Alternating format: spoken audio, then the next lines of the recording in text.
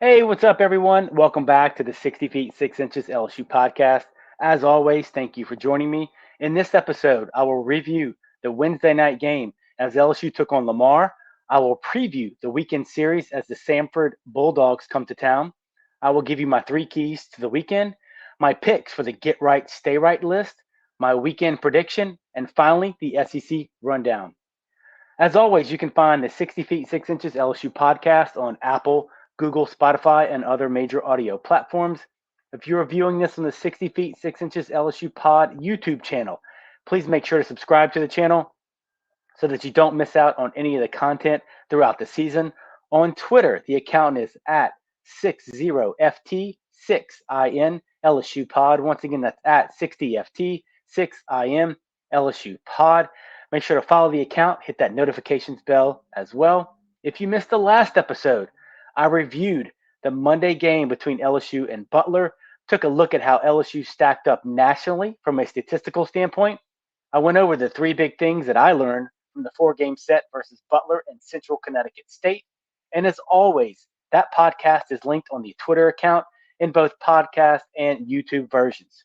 So let's get into it. First up, let's review last night's 9-2 victory over Lamar. So LSU versus Lamar review. And to me, it starts with the starting pitcher, Christian Little. He has been exclusively out of the pen until Wednesday night, so I was very interested to see how he would do in his first start for the Tigers of the year. I wanted to see one, how long did he go? I wanted to see his demeanor on the mound. Lately, he's come out very fired up, focused, intense, like you would expect for somebody who's been in that kind of quote unquote closure type of a role. But one thing I noticed about Little in the scrimmages, I saw in his warm up pitches, he had that intensity, that fieriness, that competitiveness, and he looked like he was ready to come out and deal in a lot of these scrimmages in the fall and in the spring. But once that first hitter stepped up to the plate, it seemed like he would throttle down that emotion and like almost he went into more of a starter's mentality, more reserved, more stoic. And look, maybe that was because he was throwing versus his teammates in front of 100 people, and he knew that he had 4 innings laying in front of him. So I was pretty locked in on his emotions, his body language, and what Christian Little would I see. And I thought I saw a very good middle version of him, if you would, you know, if you know what I mean. He had that emotion at times, but he wasn't waving goodbye to every strikeout victim like he did when he finished off CCU on Sunday. I love that when he ended the game and he just told those dudes, "See you later." But he wasn't stoic either. It didn't seem like he was holding back. It didn't seem like he was necessarily trying to conserve his energy for a long outing. And I thought he threw very well. So a great mix by him with that closer's mentality and emotion, but also able to preserve over the 4 innings. So Little's line on the night was 4 innings pitched, 4 hits, 1 run, 1 earned, which came on a solo home run in the fourth, 1 walk, great job by that young man, and 3 Ks. And he did all this in an economical and efficient 56 pitches to get through 4 innings. Great job by Christian Little in his first start for the Tigers on the year. Also, there was no radar gun on the broadcast, and I couldn't hear everything that Doug and Buzzy were saying because I had the volume turned down a little bit. But his velocity looked the same to me. As always, he's going to feature that 4 pitch mix, which is a fastball, a devastating slider, a changeup he can throw anytime for a strike, and also an overhand curveball. And last night versus Lamar, he really featured his slider a lot. I would say between 40 to 50% of the time. Personally, I would have liked to have seen him throw more fastballs, but maybe he didn't feel comfortable with his fastball. Maybe that was the game plan with Wes Johnson going into the game. And it did look like he lacked a little bit of command with his fastball throughout the 4 innings. I thought he may have tired a little bit in the fourth inning. And I only say that because that was really the only time Lamar had some really good hard contact against him was in that inning. To go along with the home run, he left some breaking balls that were up that got hit pretty hard. But in the end, a great outing. And hopefully we see him return um, during the weekend. I would think after the amount of pitches he threw on Wednesday, you think he's going to take off Thursday, Friday. So at the earliest, I would think we could see Little would be Saturday, maybe, but more likely we would see Christian Little for an inning at most on Sunday, judging by the amount of pitches he threw and giving him his arm enough time to recover. In terms of the lineup, you saw Napolt go back to third in place of Joe Bear. And what he lacks for hitting at the moment, I thought Napolt made some great defensive plays at third base. He did get charged with an error, LSU's fourth on the year, and I thought it was a tough error. It was pretty much a rocket to third base that he tried to knock down, even though it was right in front of him. A tough luck error, but I was very impressed with Napolt in terms of him charging the ball, him dealing with some hard shots, playing defensively at third base. I thought he looked really, really good. You also saw the Creole Bambino baby, Cade Beloso, get another start at first base, and he hit in the 5-hole behind Tommy White. Lamar, coming into the game, was only hitting 241 as a team, really more well known for their pitching at this point in the season. But what you saw was LSU jump out to another early lead. They get 2 runs in the first, which saw Cruz draw a 2-out walk, and then Tommy Tanks hits a rocket off the right field wall. He probably missed a home run by about 1.5 feet. Then you saw LSU do a very, very good job of finishing off the inning, meaning they had a chance with 2 outs just to roll over and say, oh, we got our 1 run, that was enough. But no, you see a 2-out walk by Beloso. You see Thompson have a really good at-bat with 2 strikes, lay off some tough pitches, draw a 3-2 walk. And then Brady Neal gets jammed, but it ends up being an infield single, which drives in a run. And they finished off the inning by, instead of just getting 1 and selling for 1 run, they put up a 2 spot in the first. LSU gets 4 in the second, highlighted by Tommy Tank's 3-run home run to right field. And that was his 3rd home run of the year in the LSU uniform. And then from there, LSU's hitters go relatively quiet for 4 innings, as Lamar gets a solo shot by their best hitter, Snell, in the 4th off of Little. Snell had 2 hits on the night. After Little exits, you see Helmers come in, and he throws okay. He does give up an unearned run in the 6th. You also see freshman right fielder Paxton Kling hit an absolute mammoth blast as he hit his 2nd home run of the year for LSU with a solo shot in the 7th. And you see Milazzo come in and Thompson come in. They have RBI hits in the 8th for LSU to finish off Lamar 9-2. You also saw after Helmers went out of the game, well, he got replaced mid-inning by Garrett Edwards. So another impressive performance, in my opinion, by Garrett Edwards. He came in for Helmers in the 6th and got out of a really tricky situation. And then he absolutely dealt for 3 more innings, 7, 8, 9. Once again, flashing that very hard slider and then that mid-90s fastball. As we've seen his velocity really jump up this year. He's talked about how he's put on some weight. He's done some different things to his motion to shorten up his arm path to deal with some shoulder soreness he was having. So great job by Edwards as he continues to impress out of the bullpen. Garrett Edwards, his line on the night was 3 2/3 innings pitched, 2 hits, no walks, and 2 strikeouts. On the night, LSU's pitchers had 8 strikeouts with only 1 walk, and they threw 69% of their pitches for strikes. If you saw the Tuesday pod in which I talked about some statistics, LSU does a really good job this year in terms of their pitchers. They're around that 60 to 70% strike mark almost every outing. Obviously, that's being impressed upon them by pitching coach Wes Johnson, and once again, they continue that versus Lamar. In terms of LSU's hitters, they banged out 10 hits with 8 walks and 9 strikeouts. They were 5 for 12 with runners in scoring position and 2 for 4 with runners on third base and less than 2 outs. Once again, if you've been listening to the podcast all year, you know I'm really tracking those stats very heavily in terms of runners in scoring position, and also can LSU drive in runners on third base with less than 2 outs. To wrap this thing up versus Lamar, I thought it was a very solid win versus a good team. That's somebody you could see becoming a 3rd seed in a regional down the road later in the year. And to me, every midweek win is a good win, especially when you look at this week when you saw teams all around the country lose during the midweek. You saw Wake Forest lose, Tennessee lose, and then Stanford lose all on Tuesday night. And then last night, Vanderbilt had to go 17 innings against Evansville, the Aces, taking the doors all the way through 17 innings. I'm sure that just blew their pitching plan up for that night.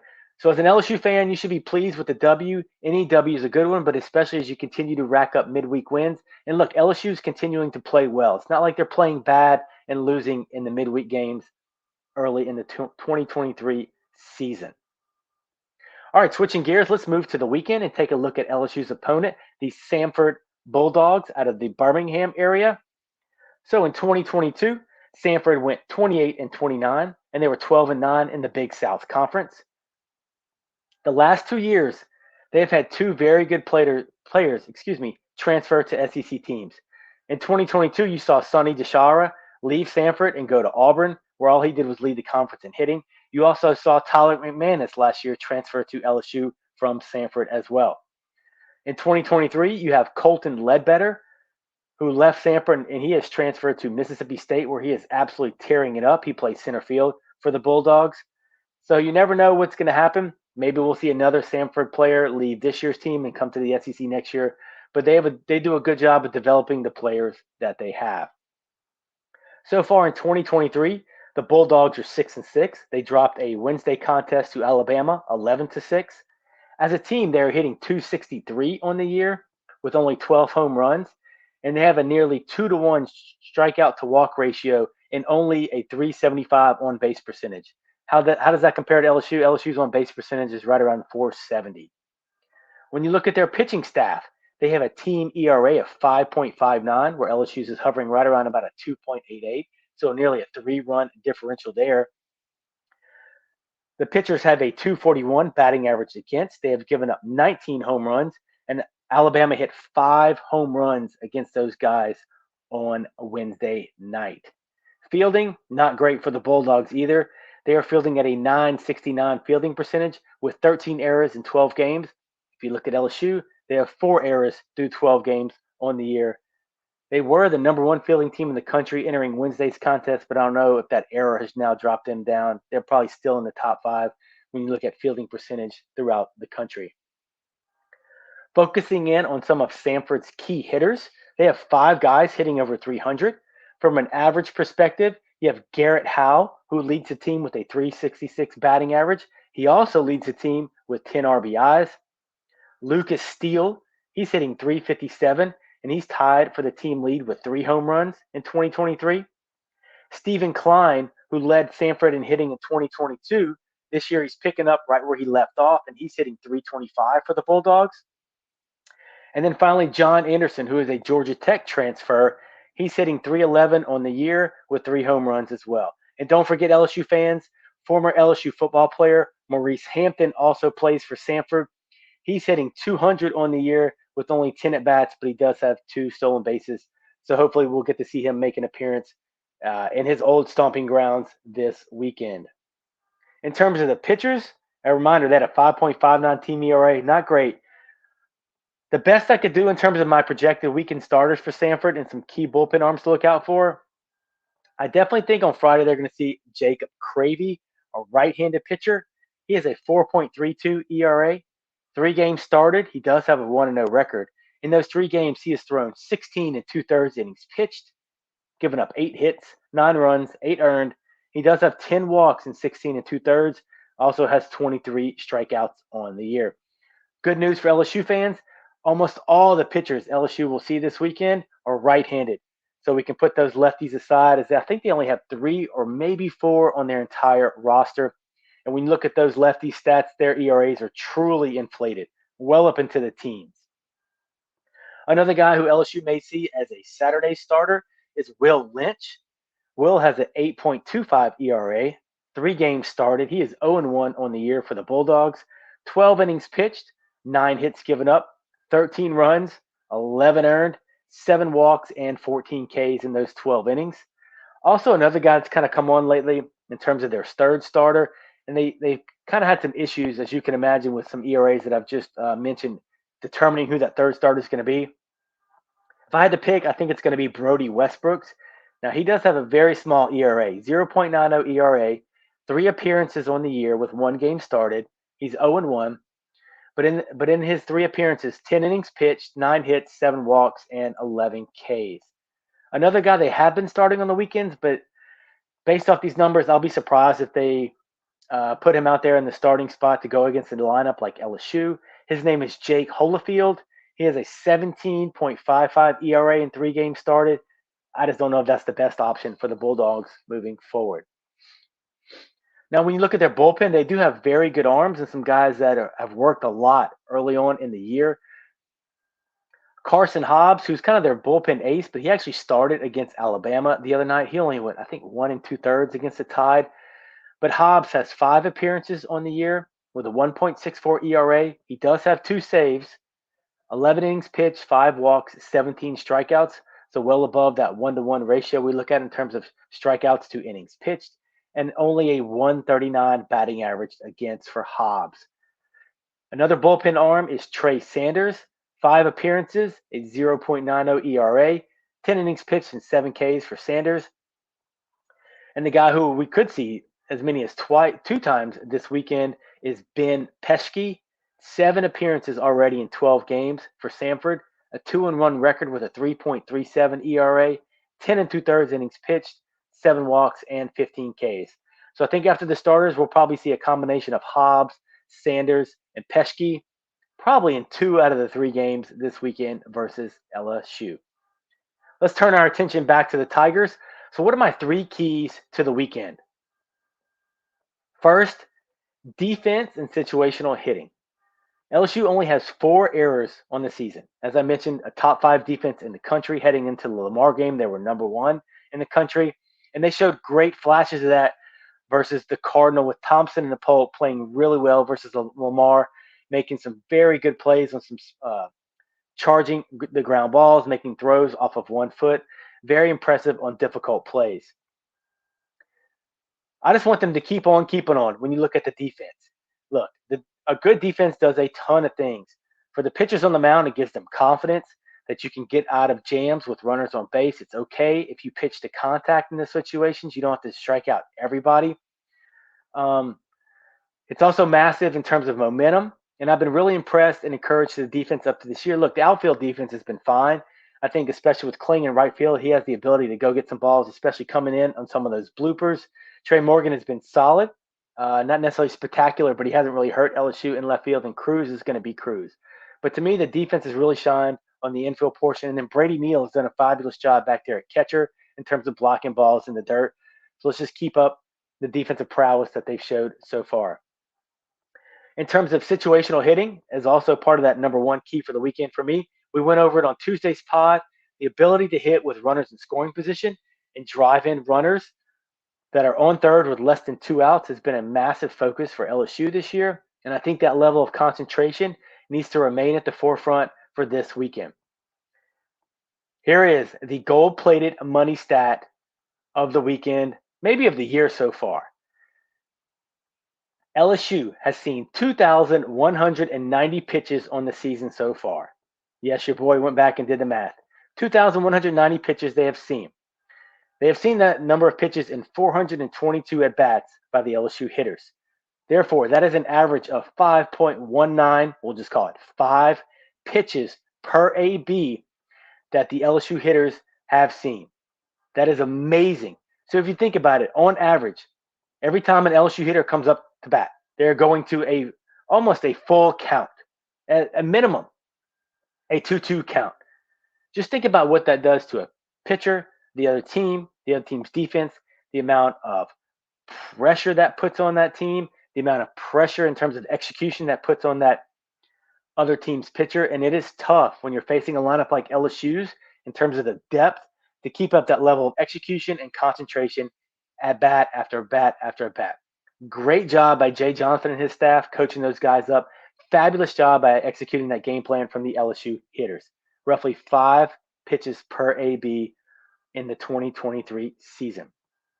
My second key to the weekend, let's keep Uncle Mo, the big momentum, on our side before conference play starts next weekend in College Station.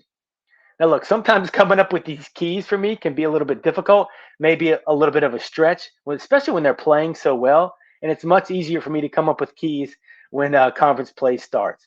But this weekend versus Samford, I just want to see this team play clean, complete baseball, execute across all facets of the game, and just take a business-like approach to the weekend. I think Samford is a worthy opponent, definitely somebody LSU cannot overlook, especially when I look at other weekend series across the conference. Let's just say it's not a stellar slate for the SEC. A lot of weak series leading into SEC play. Probably no surprise there.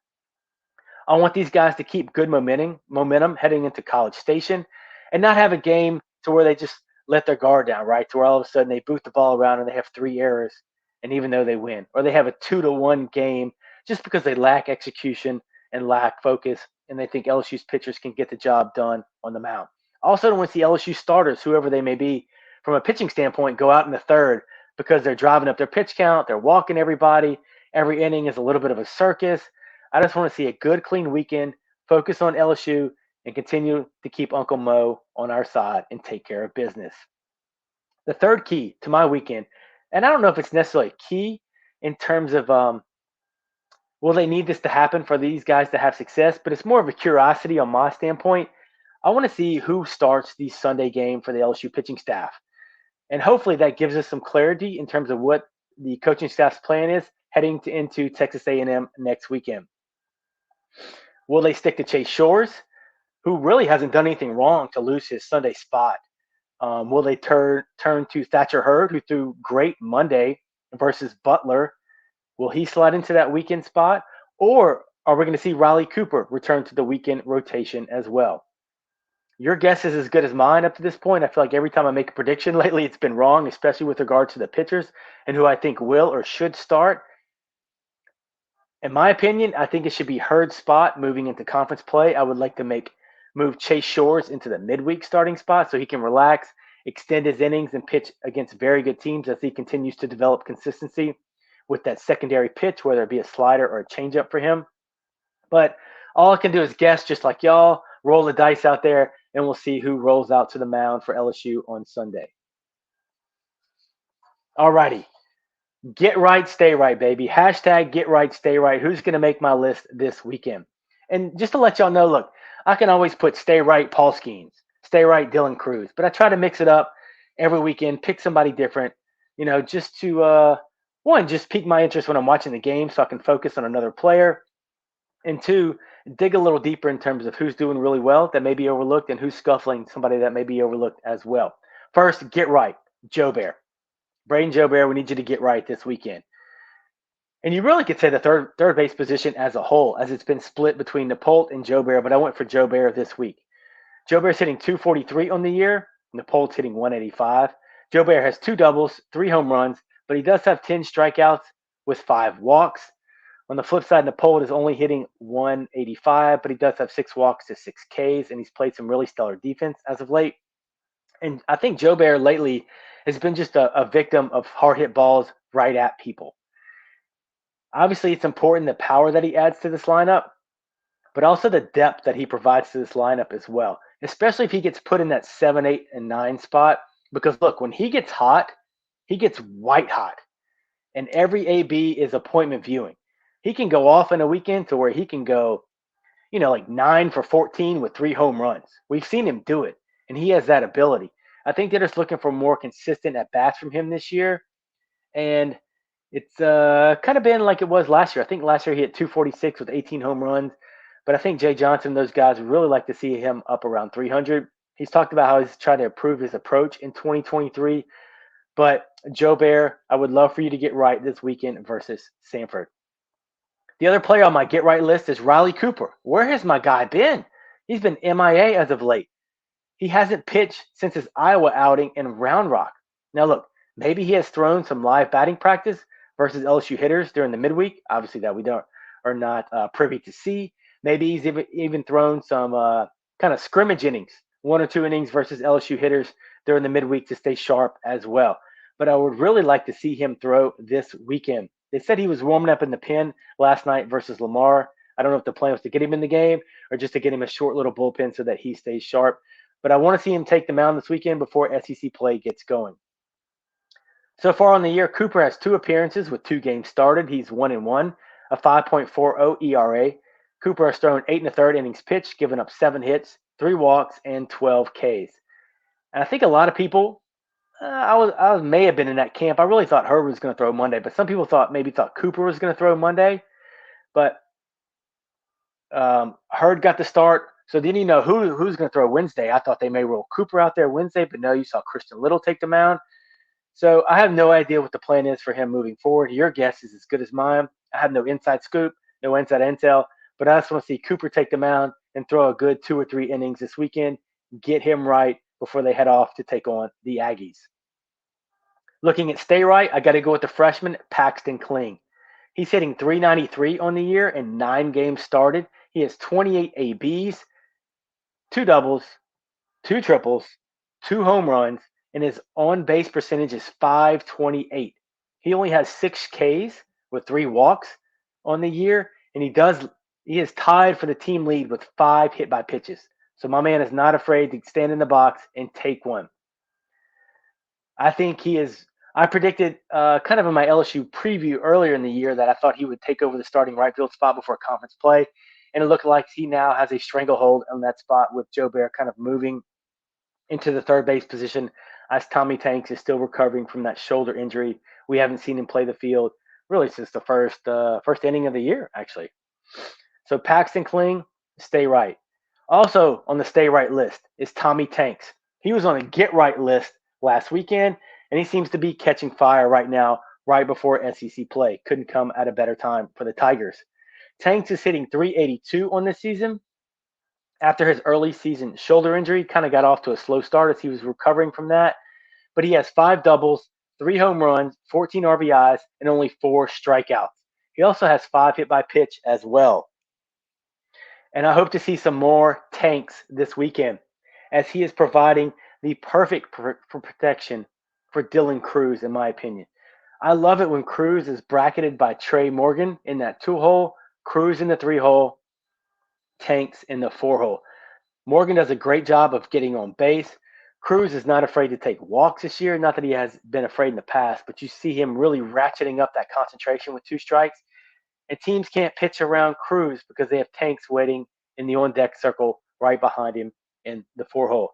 I was thinking about adding Garrett Edwards after his impressive performances to the stay right list, but after Wednesday's outing, Edwards threw 44 pitches, and I can't imagine seeing him before Saturday. Probably Sunday is more likely, and the same goes with Christian Little. But I would love for Edwards to stay right. I just didn't know if we were going to see him Friday or Saturday. The last person on the stay right list, that's it, baby. Hashtag Nasty Nate, Mr. Nate Ackenhausen. 3 appearances on the year for the JUCO lefty. He is 2-0 with a 1.12 ERA, 8 innings pitched, 2 hits, 1 run, 1 earned, 2 walks, and 7 Ks. And oh, by the way, opponents are only batting .080 versus my man, Nasty Nate. He has been phenomenal this season coming out the pen. He is throwing a ton of strikes. His slider plays both to lefties and to righties. He is attacking the zone, saying, here it is, hit my stuff if you can.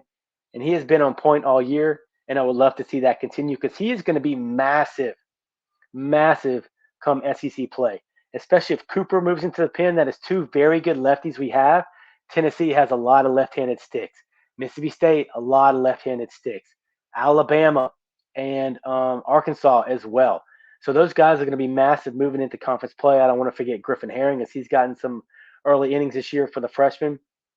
But just to review, get right. Joe Barron Cooper, stay right. Paxton Kling, Tommy Tanks, and Nasty Nate Ackenhausen.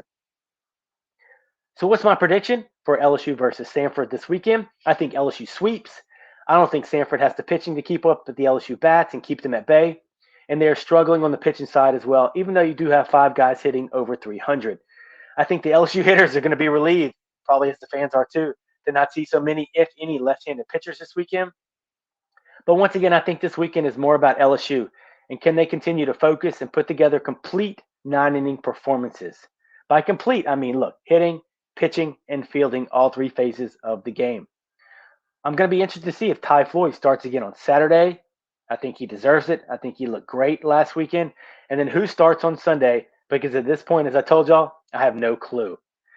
I have loved the way the lineup has approached the last couple of games after coming off 4 games where they had double-digit strikeouts and 54 Ks in 4 games. I think they're taking a really good approach. They're at bats. They are laying off some very tough pitches, and they continue to put pressure on the other team's defense and pitching staff when they can draw walks, draw out innings and extend innings, and then finish innings driving in 2-out RBIs. It is so tough to pitch against this LSU Tiger team early in 2023 when the lineup is locked in. They don't allow you to breathe as an opposing pitcher. Usually in college, you see 1 through 5, but then 6, 7, 8, 9, you're going to have some designated outs in that lineup, or you're going to face a guy who's hitting under 200. And LSU's lineup just really doesn't allow you to take a breath out there. I'm telling you, It is difficult. Once you get past Cruz, Tanks, Beloso, or Jones, then you got Thompson. Neal, as a freshman, has a great eye. Then you have Kling or Jobert, whoever it is down there at the bottom of the order. You just can't take a breath. When you look up, you're like, oh, no, this guy's hitting 150. Hopefully I can throw a fastball down the middle and he'll roll over. Nope, because we know they're going to average about 5 pitches per AB. That is just a lot of concentration at this level of baseball to continue to throw good pitches, stay out of the middle of the plate because any guy can run one out of the ballpark on you. And that is just really tough from a college pitcher's standpoint to do inning after inning after inning, multiple times to this lineup, much less one time. How about the SEC rundown for the weekend? Look, I mentioned it earlier. It is not a very interesting or exciting slate of games across the conference. And you could tell that SEC play starts next weekend. When I look at the SEC East, only one series really interests me, and that is Loyola Marymount traveling across the country, traveling east to Nashville as they take on Vanderbilt. I think Vandy goes 2-1 in this series, but I would not be surprised to see Loyola Marymount take 2 games. They're a very tough West Coast ball club who's gotten off to a good start this year. In terms of the West, we do see some more interesting series. Louisiana Tech travels up to Fayetteville as they take on Arkansas. And we know Louisiana Tech gave Ole Miss trouble last week in the midweek as they played Ole Miss Tuesday and Wednesday. I do think Arkansas takes 2 out of 3, but I would not be surprised if Arkansas drops the Saturday and Sunday game. But I think the Hogs prevail as they take 2 out of 3 from the La Tech Bulldogs. Southeastern visits Auburn. I think Auburn takes 2 out of 3. Northern Kentucky visits College Station. And looking at Northern Kentucky, they can bang the ball around the ballpark. A&M's pitching is a bit in shambles. It's not nearly, I would say, as good as they thought it was going to be. It seems like they have a lot of talent. And even in my preview episode, I thought the pitching was a question mark. I thought they would hit better this year. They are almost dead last in the conference in terms of hitting. So very disappointing in terms of their hitters early in 2023. They have struggled with some easy, in my opinion, easy out-of-conference foes. I think A&M does take 2 out of 3 from Northern Kentucky at home, but I would not be surprised if 2 of those games turn into slugfest. Finally, Ole Miss continues their Big Ten schedule as they have faced Maryland 4 times this year, Nebraska, Minnesota once each last weekend at the Cambria Classic as they welcome the Boilermakers of Purdue to town. I think Ole Miss sweeps as they go 3-0, and then they can crown themselves Big Ten champs if they want. So that will do it for this week's review of the LSU Lamar game, and then a preview of the upcoming weekend as the Tigers take on the Samford Bulldogs. Thank y'all for tuning in. As a reminder, subscribe to the YouTube channel so you don't miss out on any of the content throughout the year. And then follow me on the Twitter account. It is at 60FT, 6IN LSU Pod, at 60FT, 6IN LSU Pod. The podcasts are always available on Google, Apple, Spotify, and other major audio platforms. Next up, the Weekend Series Review Podcast. Thank y'all for tuning in as always. So until next time, y'all stay safe. And remember, always, go Tigers.